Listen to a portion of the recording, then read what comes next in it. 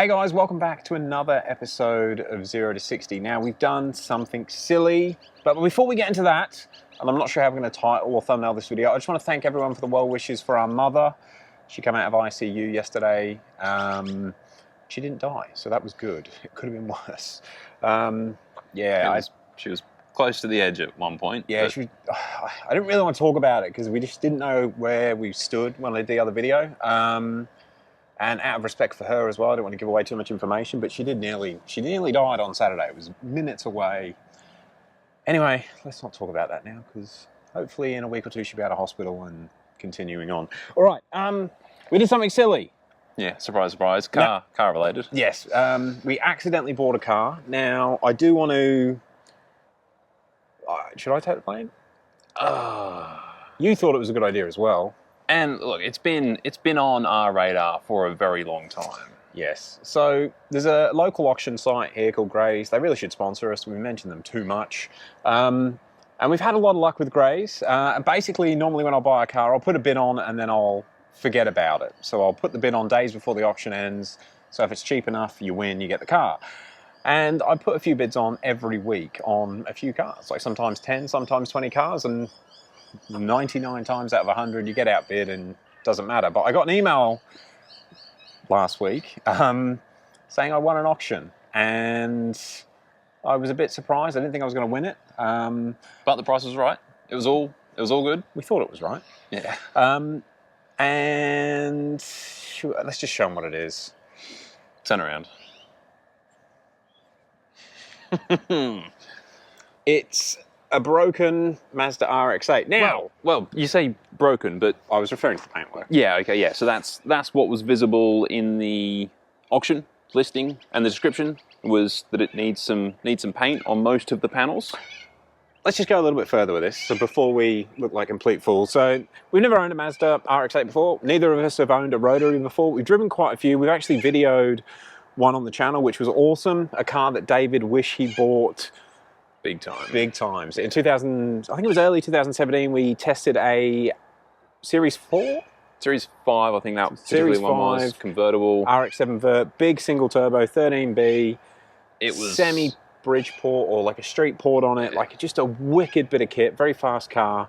I think Adrian wanted like 13 grand at the time. It was not much, even at the time it wasn't much money. And by not buying that car was probably a bigger screw up than buying this car. Yeah. That's how much, and for what it's worth now, and the condition and the state of that car. I had genuine work wheels, big power. But yeah, we've regretted not making that purchase, and I'm sure a lot of you can relate with this. Time goes by and you go, I could have bought one of them for quarter what they're worth now, and that's sort of what happens with the RX-7, and that's what got us looking at RX-8s, and we've been paying a little bit of attention to them because they're getting to the point where they're quite old. They're problematic, obviously huge N54 fans, so we like engines that have a few issues. And they're a bit special as well. They're not your normal run-of-the-mill motor. No. I do have to admit, I knew more about the old 13Bs than these Renesas engines, and I didn't really realise how bad the Renesas engines are. Well, again, you just mentioned the N54. People say the Renesas engines are terrible and they will blow up, but people say that about the N54, the M62s. Pretty much every BMW engine. Yeah, that we like, and that's just not the case. If you maintain them properly, and things can go wrong, but you can always fix them yourself 9 times out of 10. And we thought it was just going to be the exact same story with the RX-8. Yeah, we picked this up for a little bit over $4,000. Looking at it in the auction, normally if a car is at auction, there's something wrong with it. There's a reason that the person is selling it through auction, whether it's a dealer, whether it's a private sale. There's something significant, and that's why they put it in the auction, just for a quick sale, for it to not be their problem. And looking at this, it's pretty obvious what the problem was. Yeah, it needs a full respray. Obviously bonnet, headlights are faded, bumper, guards, the roof, the spoiler. The door. This side doesn't look too bad. Yeah, so both doors here and the rear quarter panel and the roof and the boot. And the boot. I think there's a couple of marks on the bumper. So we looked at that and we thought, okay, it's obviously been chucked in the auction because a little bit of rust down there. Yeah, she's a little bit rough. Yeah, so I mean, in paintwork, that's going to be $3,000 to $5,000 repair. Obviously, it's not worth repairing when the cars are only worth $10,000 to $15,000 for a good one. let's have a crack at it. So we got it for £4,000. We thought we were going to be in for a treat. It's done 130,000 Ks. It's not the base model. It has got the leather, cracked dashboard. I know that that's quite common on these Mazdas. I didn't think too much of it. I thought we would do like a nice DIY repair on filling the cracks. But like aside from that, it looks pretty good. However, when you go to Grays to collect the car, they give you the keys, you walk through into the yard. I have got some footage of that actually. So it's that time where I've got to try and find a car. And yeah, because one person in Brisbane got coronavirus, we'll have to wear masks now. I thought we were going to get through that pandemic without that problem. Anyway, positive. Oh, Mazda. I don't really like Mazdas. It's an accident. Alright, let's see if we can find it.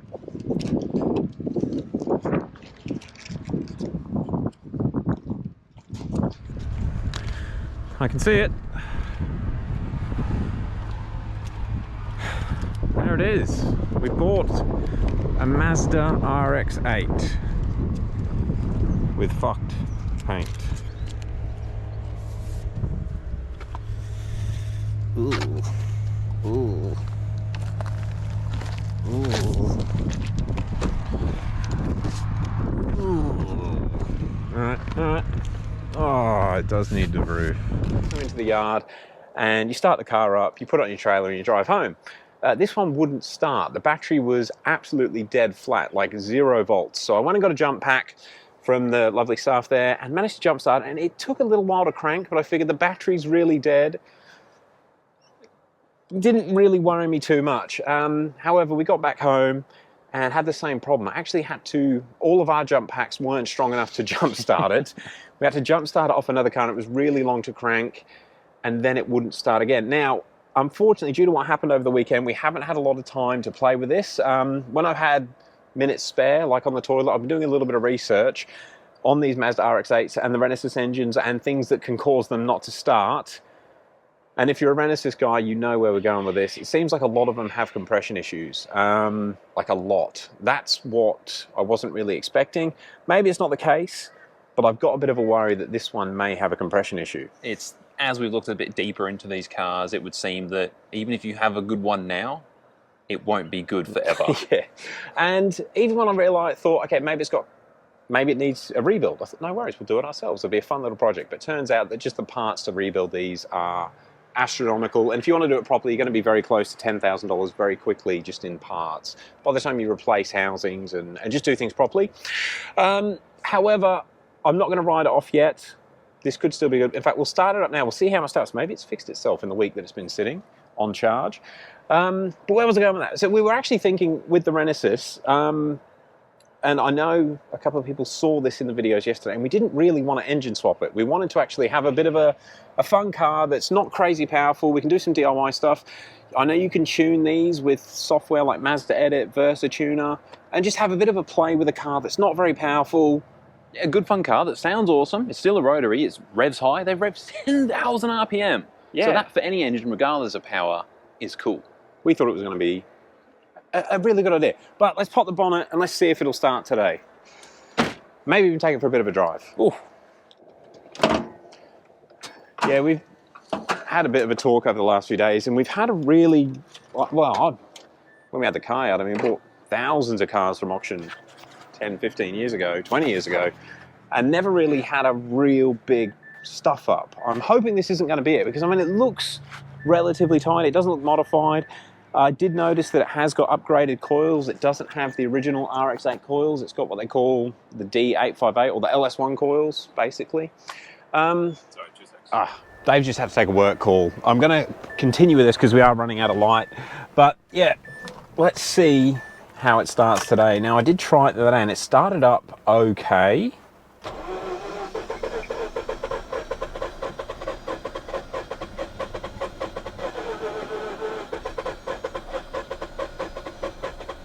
It started better than this the other day.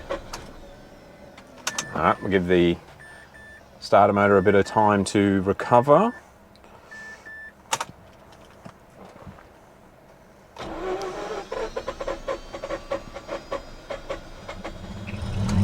There we go. So that just needed a little bit of throttle and it started, which is a bit weird. I don't know if throttle would help with compression going. But let's jump out and we'll have a listen to what the engine sounds like. And even when it was at the auction, once I started it, it did actually run and stay started.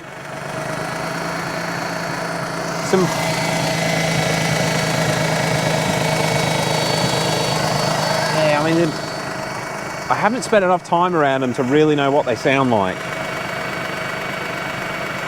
Almost sounds like there might be a vacuum leak.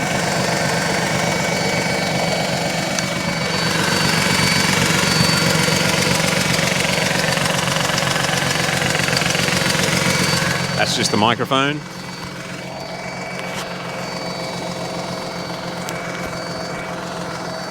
See, I mean, once it starts, it's okay. However, I did try and start it after the first time we moved it and it wouldn't start again. Lovely donkey dick shifter. Got these aftermarket gauges in there. Doesn't sound like it's misfiring.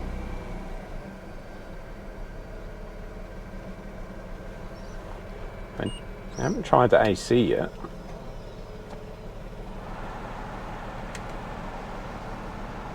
AC's cold. David's coming back. It started.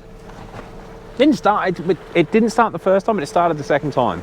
And it was like I had to accelerate and then back off and it started. Interesting. Walking along there, I can't hear the car. I've got this one.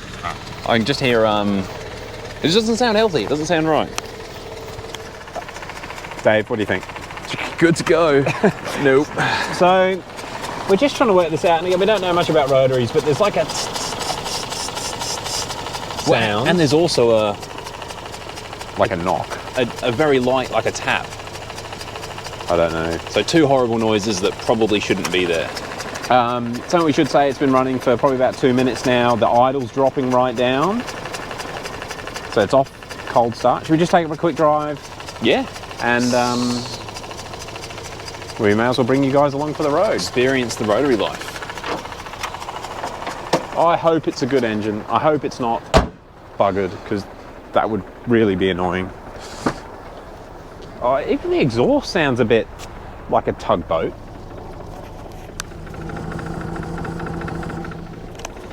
Can you rev it? Doesn't sound right. Maybe it is missing. All right, let's go for a spin anyway. I might turn the AC off, just so it doesn't load the engine any more than it needs to. Windows work. I'll tell you, it's not a terrible cabin. This needs to be fixed. But for a lightweight sports car. And one of the reasons we thought we'd go for something like this, they do weigh about 1,300 kilos. And we wanted something that would be good to do, like Gymkhana and... What do they call those things? Like skip and days. That sort of thing. Little time attack. There's awesome little... I think just go straight down. No. Did it stall?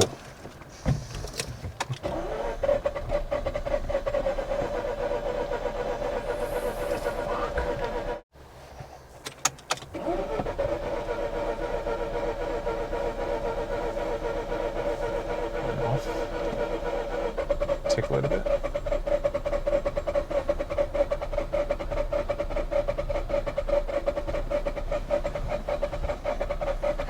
Well, this is what happens, and this is what it did when we took it off the trailer. It won't start when it's hot. Sounds like it's starting. Should we try a push start? So I did read that these do have starter motor issues, where you can replace the starter motor and it will offset them for compression issues. You want to hop in, Dave? I'll push. Actually, we'll just get over the lump. So, assuming it might be a bad starter, and the battery is fully good now. Okay, you want to hop in? Do you reckon first or second? First will kick it more. Yeah, go first. All right. Yeah, hop in. I can push it over the edge. So we'll try and push start it, and we'll see if that will start it, because that will let us know if it's a starter motor then, I guess.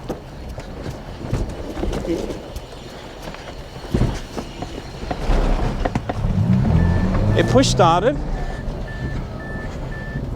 Whew. So maybe it's a starter. I don't know, we're learning here. And guys, if anyone's got any experience with these Renesys engines, do let us know.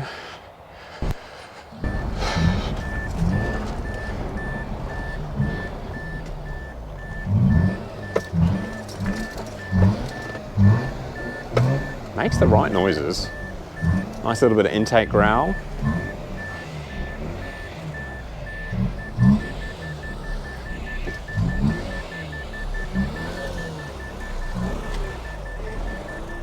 Should we take a drive?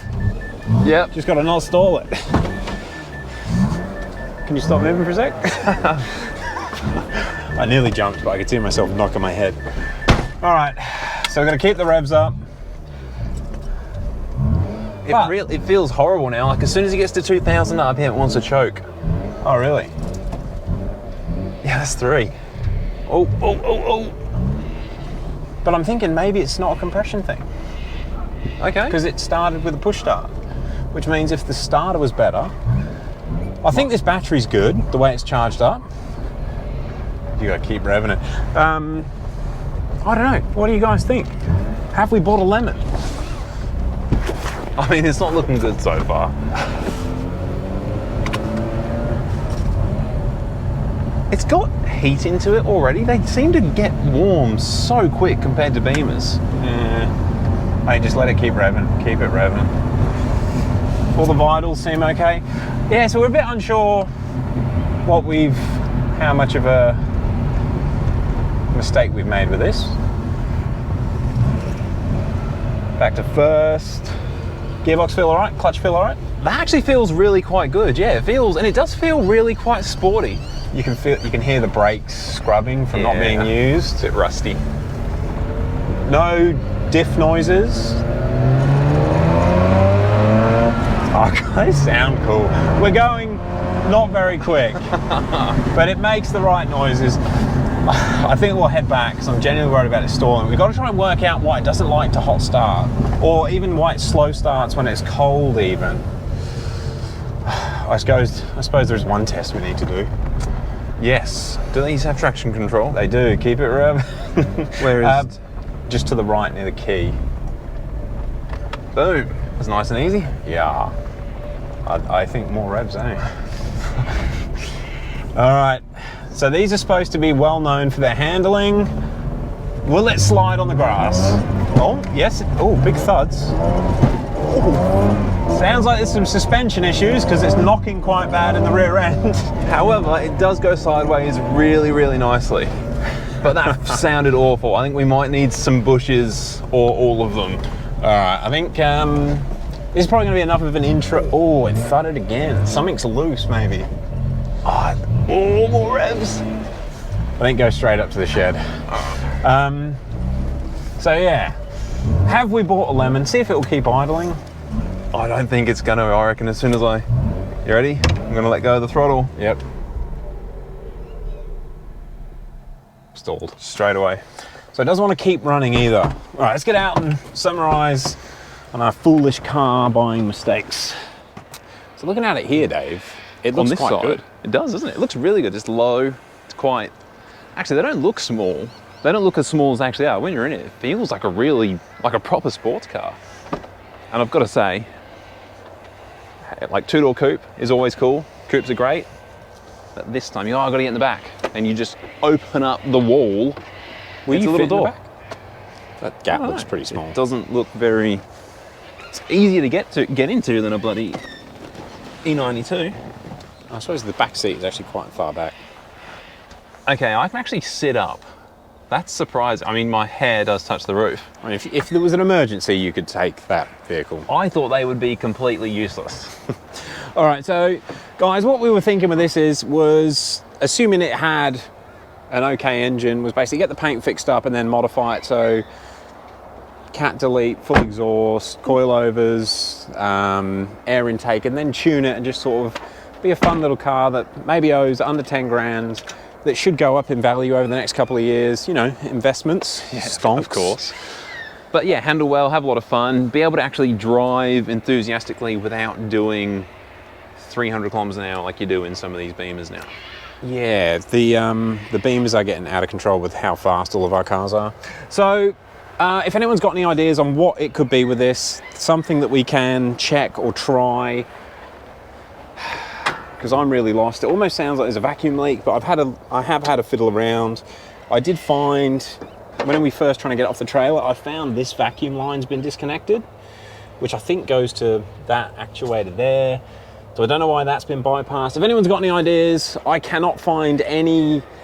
It seems like on the internet everyone just says, check coils. If your coils are okay, the motor's no good. And this has got upgraded coils, so I assume they're fine. They're the LS1 coils. And the fact that it starts when it's cold. But it doesn't start great when it's cold either. It doesn't actually, it really struggles. Where the ones that have bad compression, they'll start okay when they're cold and then not when they're warm. True. This is weird, and it's... Actually, I should add as well, when I first read that they have compression issues commonly, I'm like, oh cool, we'll do a compression test. But then I realised you can't. Well, you can use a normal compression tester, but not accurately. So I have ordered a 13B compression tester to put on this motor to work out if it's even worth wasting any time trying to fix it or not. And that proper compression tester will actually tell you the compression for each compartment, is that right? Yeah, so each corner of the triangle, the Dorito, has a seal on it, and that compression tester will tell us the condition of each one of those 3 seals. So you can actually really work out what condition the engine's in. Clever. That's actually got notification. That should be here tomorrow morning. So hopefully tomorrow we'll be able to get it up on the lift, see what was knocking in that suspension. That was a bad knock. Was really bad. Even just coming over that little bump there, sounds like the rear suspension isn't connected. And yeah, we'll just check if that engine's any good. I mean, we have a spare M54. Hey. No, Small lightweight chassis that handles well. I don't want to do that yet, but that would be so sick with a DCT and an M54. Single turbo. Yeah. 800 horsepower. No, we can't afford to. But no rotary. We bought it because we want a rotary. Yes, rotary. And we need that N54 for the other cars, because I'm sure we're going to blow an engine up soon. All right, let's end it off there. That's the addition to our horrendous fleet of vehicles that's kind of out of control. But this is, I keep telling myself, this is better than a drug addiction. Oh, it is. It costs about the same amount. It takes up more time too. Yes. I think, yeah. And ruins relationships just as much. But yeah, hopefully this won't be a total loss. And even if we end up, I don't know, what do we do? Look, there are a lot of RX8s. Worst case, if we have to buy a second-hand engine, or I don't know for sure, but just that little taste of going sideways, that felt like a very nice handling car. And the bushes are knackered. So actually we should say as well, if you're watching from the States, a good one of these, so good spec with a bit of history and good kilometres. This is on the verge of, it's probably slightly high in the kilometres at 130. Anyway, if it was around 100 with a good history, it would be a $15,000 car being the manual. You can get rough ones for sort of $6,000 to $10,000, but you don't know how long they're going to last. We've got a little bit of room to move before we're completely throwing money away by spending money on it, but we don't want to rush to throw money at it. Hopefully it's just something simple. And keep in mind, most of the car needs a respray as well. So it's not smooth sailing, but look, it's a good car. Despite it being a bit of a... Maybe not this one, but the RX8 is a good car. I should probably clarify. The RX8 is a good car. And at least we've got one, so whatever. We can make this one into a good car.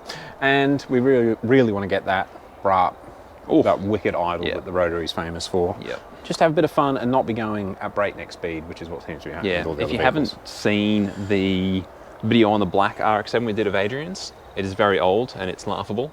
But you'll see why we fell in love with the rotary engine. Yeah, it makes such a good noise, and it was a complete experience to drive. It was on like run-in tune at like 10 PSI or something. It was ridiculous. It was pretty quick. Yeah, it was amazing. Yeah, that car, well, I'll put a link to the video up in the corner, but that car ended up, after we had it, it got tuned on E85 and rolled 600 wheel horsepower. Yeah, with no other changes. Yep. At that point in time, I couldn't comprehend driving that car with 600 wheel horsepower. Nearly twice what it had the day we drove it. Yeah. Anyway, guys, again, thanks for all the love and support regarding our mother. In fact, when she heard about all the comments and stuff, it made her smile. She really, really liked hearing that. She hasn't had a chance to read all the comments yet. She doesn't have a phone, but hopefully the next day or two she'll be able to get on her phone and catch up on 0 to 60 episodes and read your comments. And it was awesome, guys. Really, thank you so much. And it is amazing how many other people are affected by the same horrific thing. Cancer affects a lot more people than we realised. Our mother, when she got diagnosed last year, is sort of when we started paying a lot of attention to it. And it's everywhere. It really sucks. It is. It's awful. Anyway, that's a horrible note to end it on. Let's end it on the fact that we bought a broken rotary. That is much better. Yep. It's much better. It is. All right, guys. Look, thank you very much. Also, if anyone's panicking, we're not selling any of the Beamers. We still want to buy all of the BMWs as well. This was just sort of an accidental purchase, something we've got a little bit of interest in, and hopefully over a 3-4 year period, we won't lose too much money on it. But we'll see how we go. And on that note, obviously a lot of BMW, I know why you said that, it's because a lot of BMW people are going to be watching this video. If you are a Beamer person, let us know in the comments below what you think of the Mazda RX8 and the rotary engine. The rotary. Okay. The rotary. That's what I love. Okay, it's a pretty good chassis as well. Actually, that spun out. I know they're supposed to have an LSD, but I mean, a lot of Japanese cars are supposed to have LSDs and they just don't work. But that actually felt like it did two wheels pretty well. And it just went sideways. It never wanted to go more or less. It was like however sideways it was, it just sat there. It's basically an M2. But with 10 horsepower. All right, we'll end it off there. Thank you very much, guys. We'll catch you on the next one. Peace.